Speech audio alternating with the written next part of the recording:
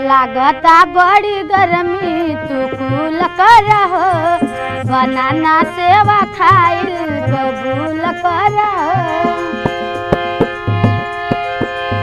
हट जनी सट जा तू सीना से, हट जनी सट जा तू सीना से, राजा भर जाता ढोड़ी पर पसीना से, राजा भर जाता ढोड़ी पसीना से।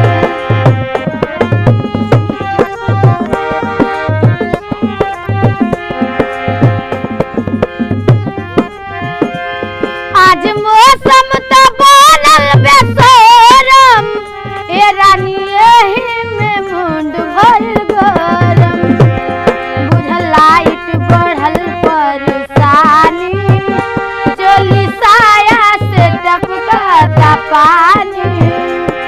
बुझल लाइट बढ़ल परेशानी, चोली साया से टपकता पानी। अच्छा छनी ले कोई रे महीना से, भर जाता ढोड़ी मोर पसीना से, राजा भर जाता ढोड़ी मोर पसीना से।